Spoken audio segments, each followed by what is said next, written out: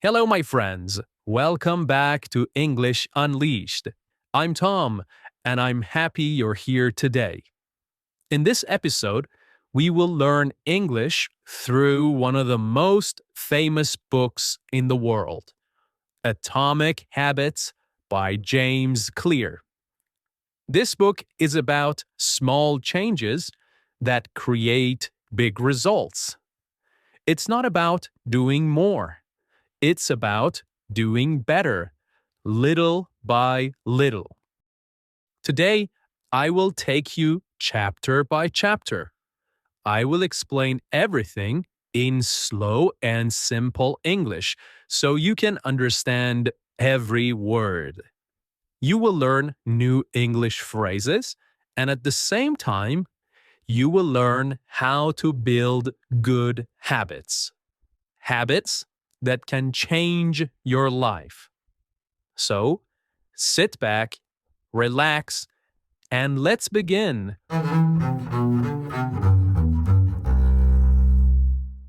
Chapter 1: The Power of Tiny Changes. Tiny means very small. James Clear begins the book with a simple but powerful idea. Small habits can change your whole life. He tells a story about a man who wanted to become healthy again. At first, the man didn't run for hours or go to the gym every day. He just started by walking for 5 minutes. That's all, 5 small minutes. But here is the magic. He did it every single day. He didn't stop. 5 minutes became 10 minutes. 10 became 20. And after a few months, he was walking for 1 hour every day. He lost weight. He had more energy. He felt proud of himself. James Clear says, if you get 1% better every day, you will be 37 times better after 1 year. That number sounds small, only 1%, but that's very powerful. Imagine if every day you try to be just a little bit better than yesterday. Read one more page, smile one more time, learn one new word in English. After 1 year, these small moments become something huge. Let's think about this in another way. If a plane changes its direction by only 1 degree at the start, after many hours, it will arrive in a completely different country. A tiny change, a small change in direction can lead to a completely new destination. Your habits work the same way. The word atomic means very small, like an atom, the smallest piece of matter. But atoms are powerful. When many atoms come together, they create everything in the universe: mountains, oceans, trees, even us, humans. So, an atomic habit is a very small behavior that creates big changes over time if you repeat it. You don't need to be perfect today. You just need to be a little bit better than yesterday. That's enough. Now, let's look at a few real examples. If you start walking for 5 minutes every morning, soon you will want to walk for 10, then 15. After a few months, your body becomes stronger, your mind becomes clearer, and your energy grows. If you drink one more glass of water every day, your skin gets better, your focus improves, and you feel more awake. If you learn just one English word a day, in 1 year, you will know 365 new words. That's a lot of progress from something so small. Small things are important. They matter. Small changes add up. Small wins become big victories. James Clear says success is not about big moves. It is about small steps repeated again and again. When you do something small every day, your brain learns, this is who I am now. And that new identity grows stronger. So remember, small habits look weak at first, but they grow stronger over time, like a seed that becomes a tree. That's how real change begins. Chapter 2: How Habits Shape Your Identity. Identity is about who we are. In this chapter, James Clear says something very important. Your habits are not just about what you do. They are about who you become. They are about your identity. Many people try to change their habits by setting goals. They say things like, I want to lose 10 kilos. I want to learn English fluently. I want to save more money. But James Clear says that's the wrong place to start. Instead of focusing on the goal, focus on the identity.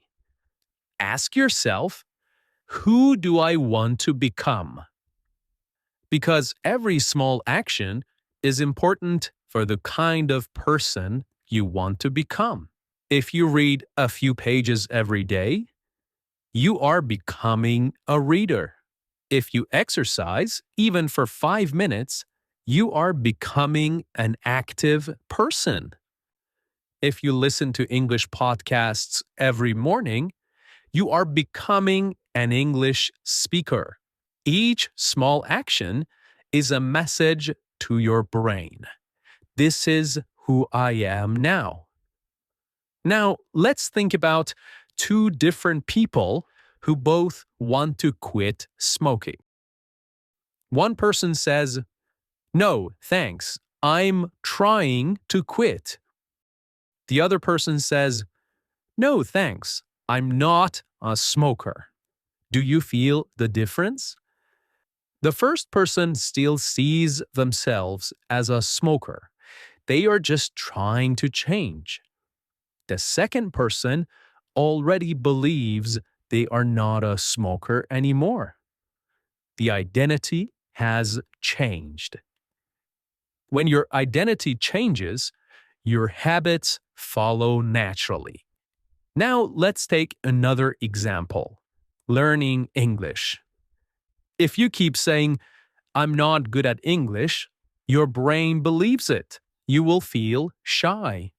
You will feel afraid to speak. But if you start saying, I'm learning English every day, or I am the kind of person who loves learning languages, your brain starts building a new identity. You feel more confident. You feel more open. You feel more motivated. James Clear says that most people focus on the results, like losing weight, earning money, or speaking better English. But results are only the surface. They are what we see. James Clear says there are 3 levels of change: changing what you get, changing what you do, and changing what you believe. I say that again. Changing what you get, that's the outcome. Changing what you do, that's the process. And changing what you believe, that's your identity. The first two are outside changes. Real change grows from the inside out, from changing what you believe, from changing your identity, to changing what you do and what you get. Now, let's make it a little bit more practical. Imagine someone who wants to get fit. If she only says, I want to lose 5 kilos, she might go to the gym for 1 week and stop. But if she says, I'm a healthy person who takes care of her body, she will act differently. She will behave differently. She will think, a healthy person eats vegetables.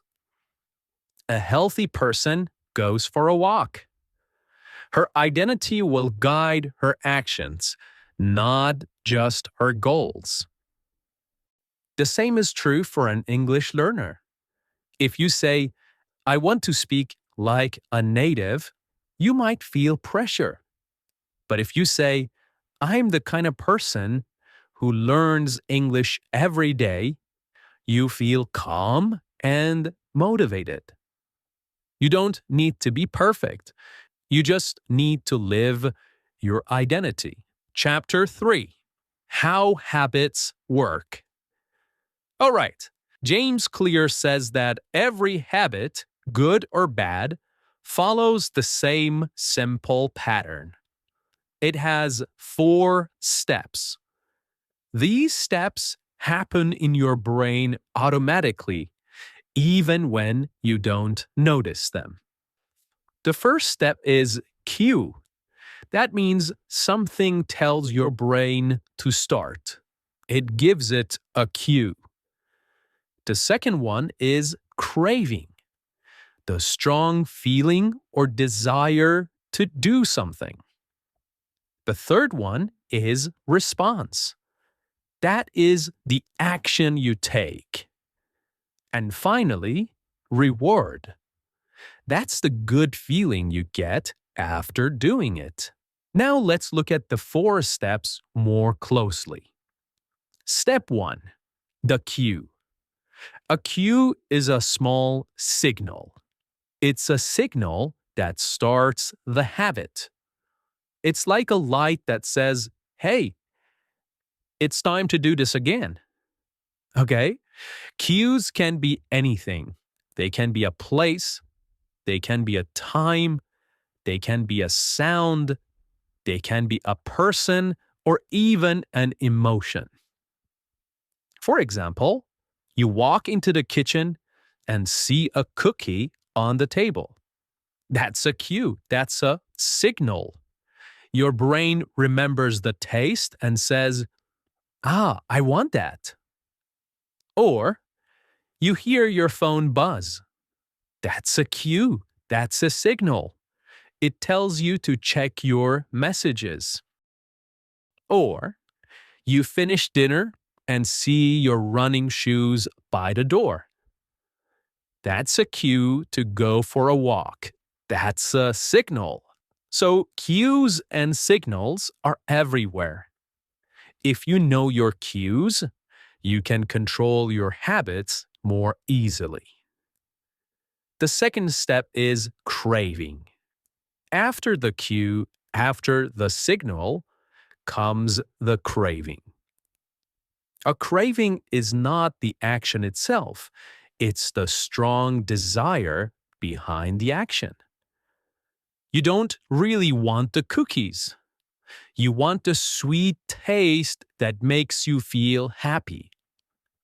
You don't want to check your phone. You want to feel connected to people. All habits start with a craving, a small promise your brain makes. If you do this, you will feel good. Now, the stronger the craving, the more likely you are to act. If you crave relaxation, you might turn on the TV after work. If you crave progress, you might open your notebook to study English. If you crave attention, you might post a photo online. Cravings are emotional. They come from how you feel, not just what you see. To crave something means to have a very strong feeling of wanting something. Okay? When you want something very much, you actually crave it. Now we move on to the third step, the response. The response is the actual action. That is what you do. You eat the cookie. You check the phone. You go for a run. Sometimes the response is automatic. You don't even think. You just do it. For example, when you sit down and open YouTube without thinking, that's a response. When you open your English book after dinner because it's your routine, that's also a response. Whether or not you act depends on how difficult it is. If the action is easy, you will do it. If it's hard, you probably won't. That's why James Clear says, make good habits easy and bad habits hard. Finally comes the reward, the result you get from your action. The reward satisfies the craving and teaches your brain. It tells your brain, this feels good. Let's do it again next time. For example, you eat the cookie, you feel happy and full. That's a reward. You check your phone, you see a message from a friend. That's a reward. You go for a run, you feel light and strong. That's a reward. Rewards are powerful. When your brain connects the cue, craving, response, and reward, it builds a memory. The memory says, this was good. Let's do it again. Let's repeat it. That's how habits form. Now, let's look at one complete example. You wake up in the morning and smell coffee. That's the signal. You crave energy. That's the craving. You pour a cup and drink it. That's the response. Then you feel awake and ready. That's the reward. So your brain learns, coffee makes me feel good in the morning. Next day, when you wake up, your brain looks for the signal again. Without thinking, you go for a coffee. The habit is now automatic. The same system can work for positive habits too. You open your English podcast app. That's a cue. You want to feel proud and learn something new. That's the craving. You listen for 10 minutes. That's the response. You feel happy and motivated. That's the reward. So now your brain says, listening to English makes me feel good, makes me feel proud of myself. Soon, you will do it automatically, even without thinking. James Clear says that to change any habit, good or bad, you must understand this loop, this cycle. If you want to start a good habit, you should make the cue, the signal, clear. You should make the craving strong.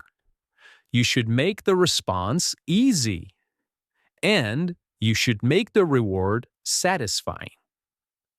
If you want to stop a bad habit, you do the opposite. Make the cue invisible. Invisible means something you cannot see. Make the craving weak. Make the response hard. And make the reward unsatisfying.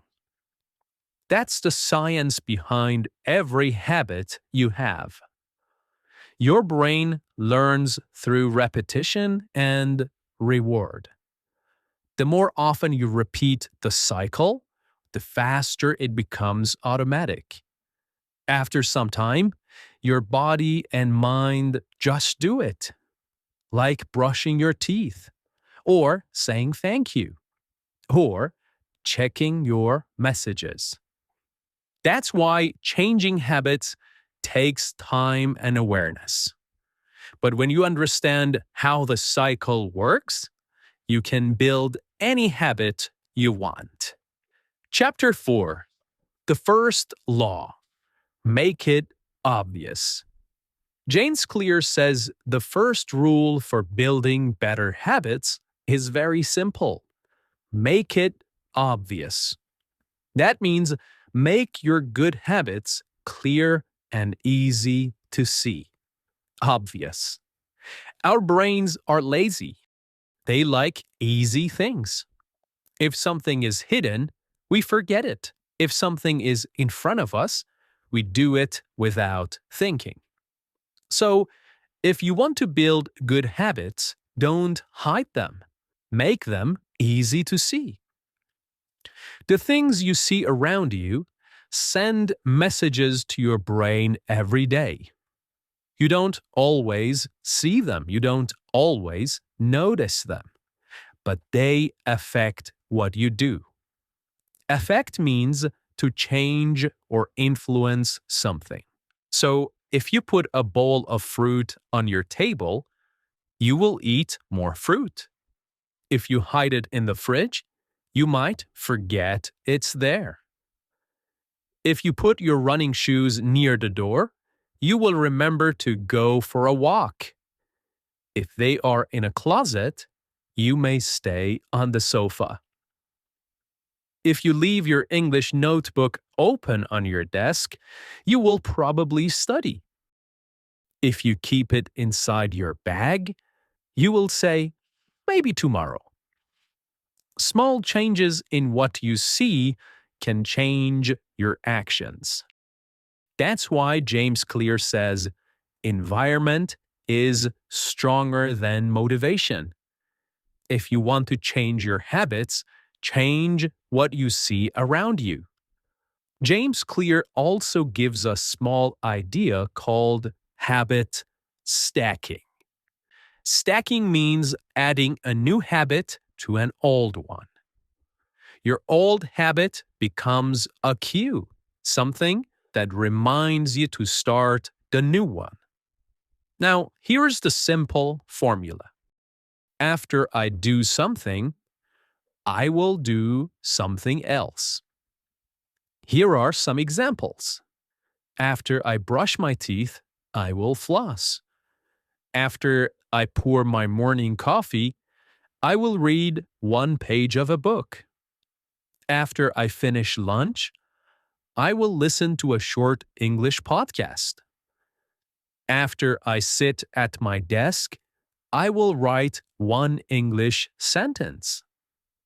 Your first habit reminds your brain to do the next one. It's like building a small bridge between two actions.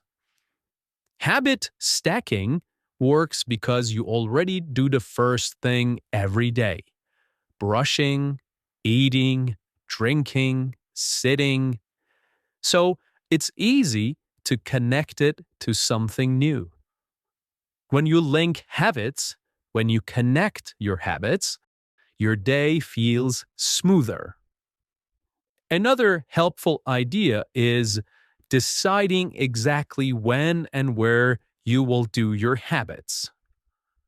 Instead of saying, I will study later, say, I will study English at 7 p.m. at my desk.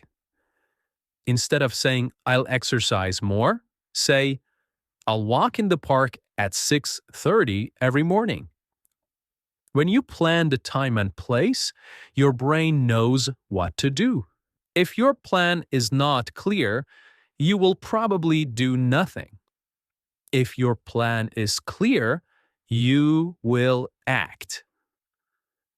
One person says, I want to eat healthier. The other person says, I'll make a salad for lunch at 12:30 every day. Who will succeed, do you think? Of course, the second person, because the plan is simple and clear. He says, I'll make a salad for lunch at 12:30 every day. It's simple and clear. The more exact your plan, the easier it becomes to follow it. Now, sometimes we forget new habits because we don't see them.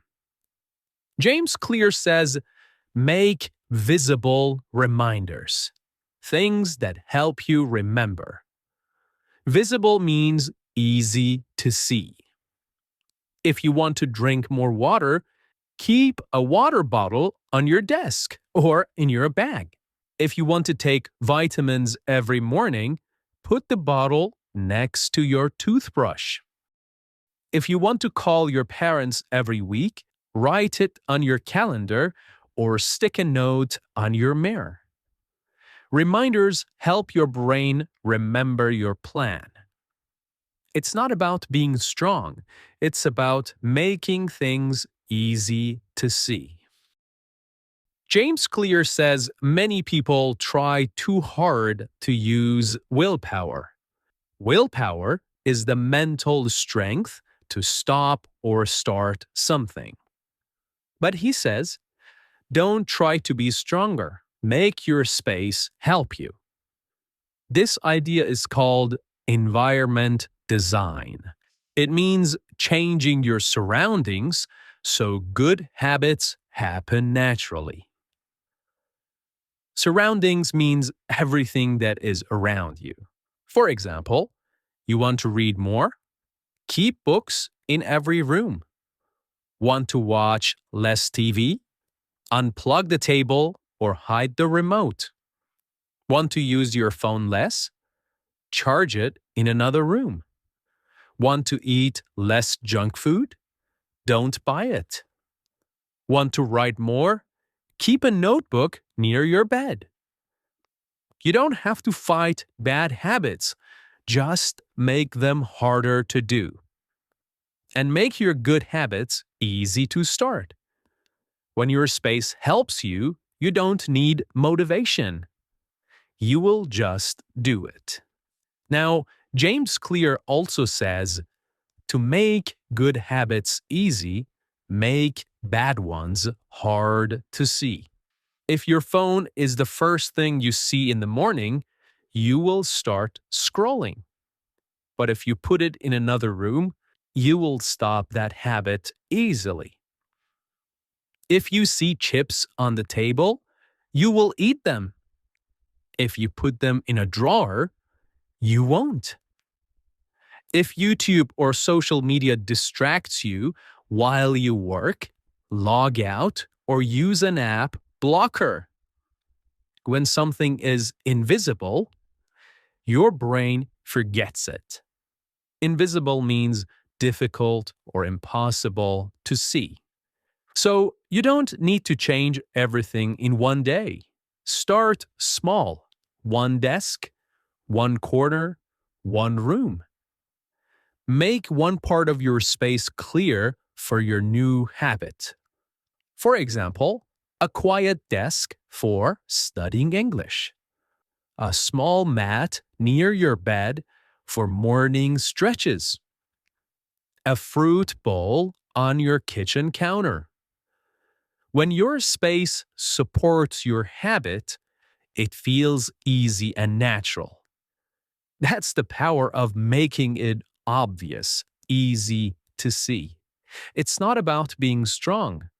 It's about good design.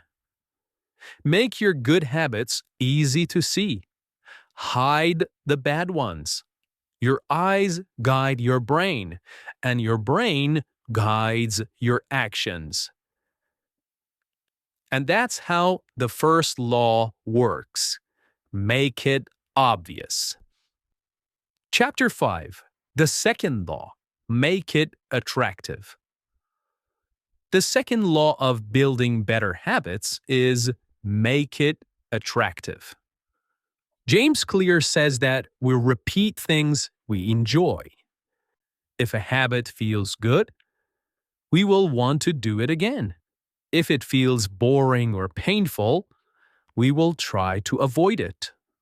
So, to build a good habit, we must make it fun. We must make it pleasant. We must make it interesting. That's what makes a habit stick. Your brain always asks one question before doing anything.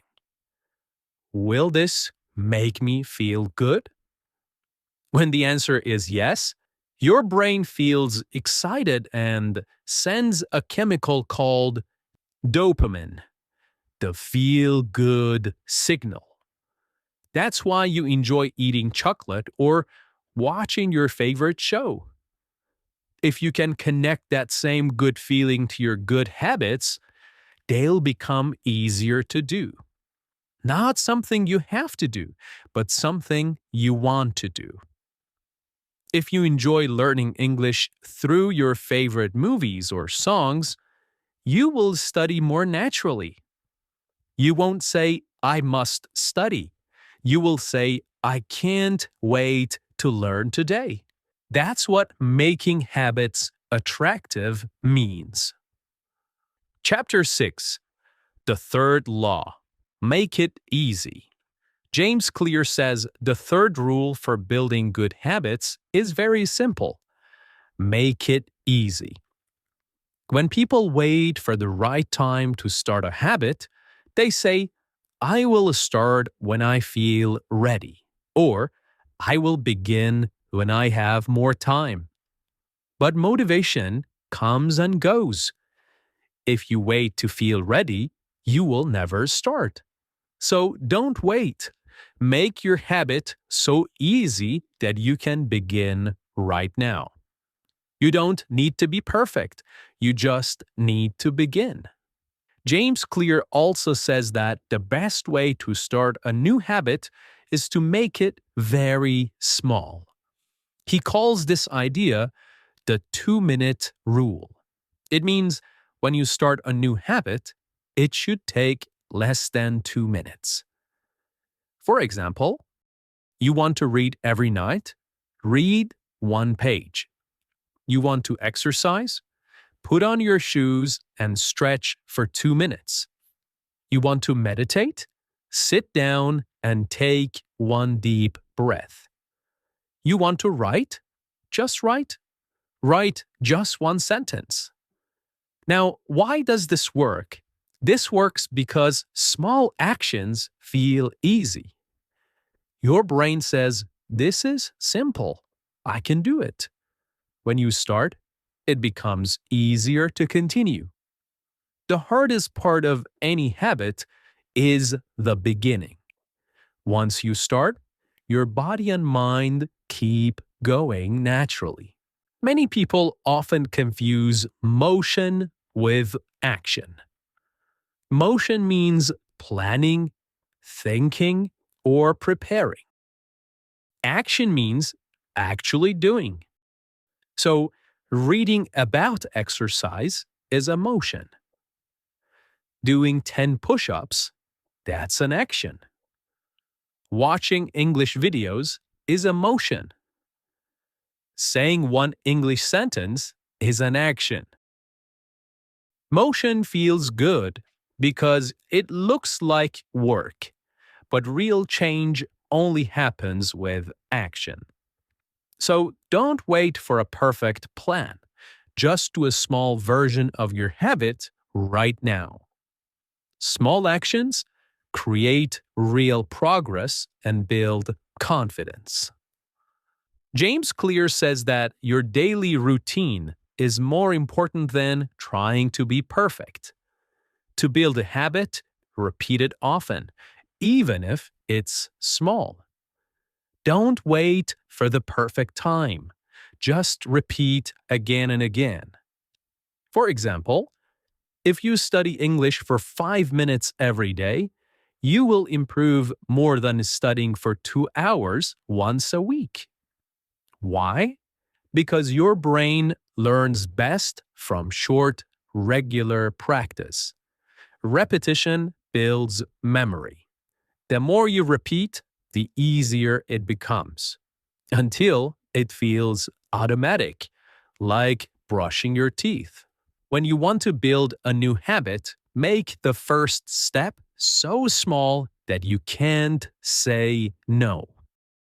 Want to write a journal? Write one word. Want to exercise? Stretch for 1 minute. Want to tidy your room? Clean one small corner. Once you start, you will usually continue naturally. This is called a gateway habit, a small door that opens to bigger actions. Chapter 7. The fourth law. Make it satisfying. The fourth law of building good habits is make it satisfying. James Clear says that we repeat the things that make us feel good. If a habit gives you pleasure or pride, your brain says, let's do it again. If it feels boring or painful, you will stop. So, to keep a good habit alive, you need to make it feel rewarding. When something feels satisfying, your brain marks it as a success. That small feeling of success becomes a signal to continue next time. Our brains are designed to look for rewards. When you do something good and it feels nice, your brain releases a chemical called dopamine. It makes you feel happy, proud, and excited. But if the result of your habit comes too far in the future, it's hard for your brain to stay motivated. For example, when you start exercising, you don't see results after 1 day. When you start saving money, your account doesn't grow fast. When you start learning English, you don't speak fluently after 1 week. These results come later. That's why you must give yourself small rewards now. That helps you keep your brain happy and motivated. James Clear gives a smart rule for staying consistent. Never miss twice. Everyone makes mistakes. Everyone misses a day. That's normal. But the danger is when one missed day turns into 2 or 3. So the rule is simple. If you miss 1 day, forgive yourself, but make sure you do it the next day. For example, if you forget to practice English today, that's fine. But tomorrow, listen to your podcast again. Missed one workout? Okay, just don't miss the next one. This rule helps you stay on track. It reminds you that one mistake is not the end, as long as you get back quickly. The author says that our behavior often depends more on where we are than who we are. You can be very focused in the library, but distracted at home. You can eat healthy in one city, but forget your diet in another. Context shapes actions. So, if you find it hard to change in one place, try changing your location. Study in a cafe, walk in a new park, work in a different corner of your house. A new space creates a new mindset, a new way of thinking. You don't need to have a big house or expensive tools. Good environment design is about clarity. Clear spaces make clear minds. A tidy desk invites focus. A messy one invites distraction. A visible notebook invites writing. A closed drawer invites forgetfulness. So, Clean your space, organize it simply, and let it reflect your goals. Your environment is like a silent teacher. It reminds you every day of who you want to be. When you design your environment to support good habits and hide bad ones, you no longer need to fight against yourself. Your surroundings, your environment, your context start helping you. They become your invisible team. They guide you, they remind you, and they support you. Breaking bad habits takes time, just like building good ones. You can't erase years of behavior in one day. But every time you resist the bad habit, every time you don't do it, you are teaching your brain something new. You are saying, I am stronger than my impulses. It may feel slow at start, but every small victory adds up. And each time you choose the better action, you become the better version of yourself. That's how James Clear teaches us to break bad habits.